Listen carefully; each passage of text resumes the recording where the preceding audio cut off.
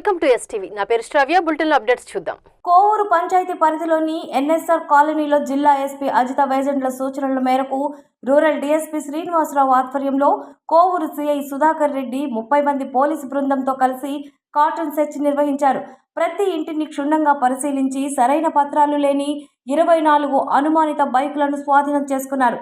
గ్రామాల్లో కొత్తగా వచ్చిన వ్యక్తులపై హెల్మెట్ వాడకంపై, చిన్నపిల్లల పట్ల తీసుకోవాల్సిన జాగ్రత్తలు, పలు సూచనలు, సలహాలను అందజేశారు. ఈ సందర్భంగా సిఐ సుధాకర్ రెడ్డి మాట్లాడుతూ, మీ గ్రామంలో అనుమానిత కొత్త వ్యక్తులపై ఎప్పటికప్పుడు పోలీసులకు సమాచారం అందించండి అని తెలిపారు. వేసవిలో పిల్లల పట్ల తల్లిదండ్రులు జాగ్రత్తలు పాటించాలన్నారు. చిన్నపిల్లలకు బైకులు ఇవ్వద్దు, అలా ఇచ్చిన తల్లిదండ్రులపై చర్యలు తీసుకుంటామన్నారు.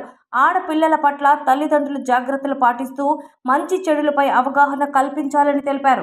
మీ పక్కన ఉన్న వాళ్ళందరూ చూసుకోండి. ఎవరైనా సరే ఈ మధ్య కాలంలో 4 నెలలు 5 ఏళ్ళ నుంచి వచ్చారు, వీళ్ళు ఇంతకుముందు ఇప్పుడు ఈ కాలనీలో చూడలేస్తారు అనేవాళ్ళు ఎవరైనా ఉన్నారా? అందరితో బాగా ఉన్నట్టుగానే ఉంటారు. కొద్ది రోజులు 3 నెలలు 4 నెలలు 5 నెలలు బాడుకులు తీసుకొని ఉంటారు. ఎక్కడో చోట చట్ట వ్యతిరేకమైన పనులు చేస్తారు, మళ్ళీ వెళ్ళిపోతారు. అట్లాంటి మన పక్కనే ఉండి జరిగింది అనుకోండి, వాళ్ళతో స్నేహంగా ఉంటే మీ మీద కూడా అనుమానపడాల్సిన పరిస్థితి వస్తుంది. గమనించుకోకపోతే ఆ నష్టం మన ఇంట్లో కూడా జరిగింది. ఏదైనా చిన్నపిల్లల్ని తీసుకొని పోవటం, దొంగతనాలు చేసుకొని పోవటం, వెహికల్స్ తీసుకెళ్ళటం, నమ్మించి బంగారం తీసుకెళ్ళటం, ఫంక్షన్కి వెళ్ళి వస్తామని, ఇట్లాంటివి అక్కడెక్కడా జరుగుతూ ఉంటాయి. ప్రతి చోట ప్రతి మనిషి చేస్తాడని కాదు, కాకపోతే అలాంటి వాటిలో ఏ ఒక్కటి జరగకుండా ఉండేదానికే మేము ఈ తనిఖీలు చేపట్టడం. మీ కాలనీలో ఎక్కడైనా గంజాయి, బంగాకు ఇట్లా అంటారు కదా, అట్లాంటి అమ్మటం కానీ తాగేవాళ్ళు కానీ ఉన్నారా? అది అందరికీ నష్టం చేకూరుతుంది. అట్లాంటివి ఉంటే మీరు దాచిపెట్టారనుకోండి, మనకెందుకులేని రేపటి రోజు అది ఏదైనా ఇబ్బంది మనకే జరగవచ్చు, మన కుటుంబ సభ్యులకు జరగవచ్చు. చెప్పాలి. ఇంకేమైనా అసాంఘిక కార్యకలాపాలు జరిగితే, ప్యాకాట్లు కానీ, వ్యభిచారం కానీ, జూదం కానీ, బెట్టింగ్లు రకరకాలుగా ఇట్లాంటివి ఏదన్నా మా కాలనీలో జరుగుతున్నాయి సార్ అని ఉంటే కూడా మాకు సమాచారం చెప్తే దాని మీద మేము చర్య తీసుకుంటాం. ఇవన్నీ కూడా మీ కుటుంబాలకు నష్టం చేకూర్చేటువంటి తప్పులు. నేను కాదులే, మన ఇంట్లో కాదు, నన్ను అడగలేదు కాదు. అదేవిధంగా బైక్ డ్రైవింగ్ కూడా పిల్లలకు అత్యంత సరదా. 8వ తరగతి 9వ తరగతి చదివే పిల్లల దగ్గర నుంచి ప్రతి ఒక్కడికి ఎప్పుడెప్పుడు బైక్ నడుపుదామని ఉంటుంది.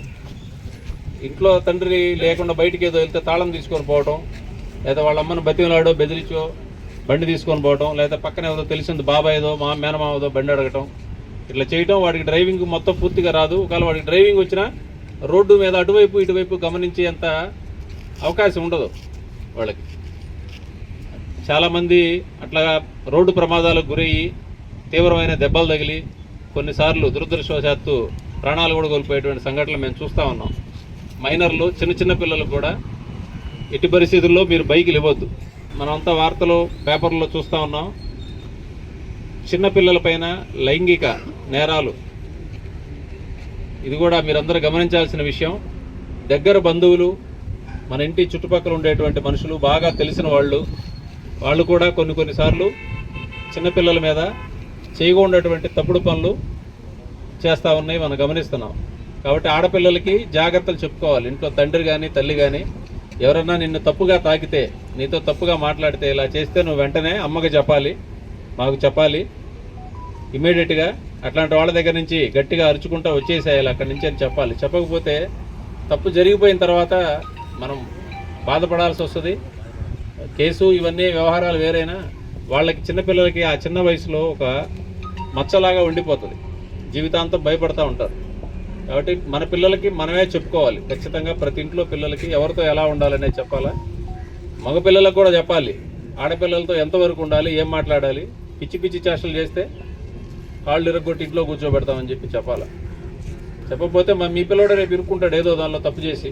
ఇప్పుడు ఈ ఎన్ఎస్ఆర్ కాలనీ నుంచి ఏంటంటే రెంట్కి ఎవరన్నా కొత్త వ్యక్తులు ఎవరన్నా రెంట్కి వస్తే, ఇక్కడ నేను మీటింగ్ పెట్టినప్పుడు అయితే రెంట్కి చౌసులు లేవని చెప్పారు. అయినా సరే ఎవరన్నా రెంట్కి వస్తే మాత్రం ఇంటిమేషన్ చేయాలి.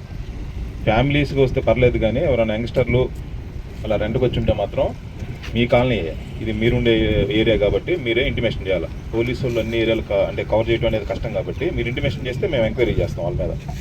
అట్లానే అదైనా రైల్వే ట్రాక్ ఒకటి ఉంది మన ఊరికి ఆనుకొనే, ఎండాకాలం కదా, పిల్లలు అటు ఇటు పోకుండా జాగ్రత్త చూసుకోండి, సరేనా? అయితే ఇదే తర్వాత ఈ బళ్ళు ఎవరైతే కాగితాలు ఉన్నాయో, ఈ బండి కాగితాలు ఎవరి బండి దగ్గర వాళ్ళు డాక్యుమెంట్స్ తీసుకొని నిలబడండి. ఎవరి బండి దగ్గర వాళ్ళు చూసి వెరిఫై చేసి పంపిస్తాం ఉందండి. ఈరోజు ఎన్ఎస్ఆర్ కాలనీలో దాదాపు 300 హౌసెస్ చెక్ చేయడం జరిగింది.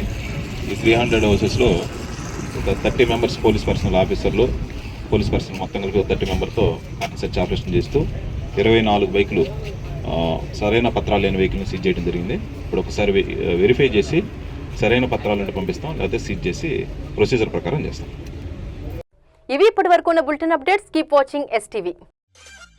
మేము చేసే వీడియోస్ మీకు నచ్చినట్లయితే లైక్ చేయండి.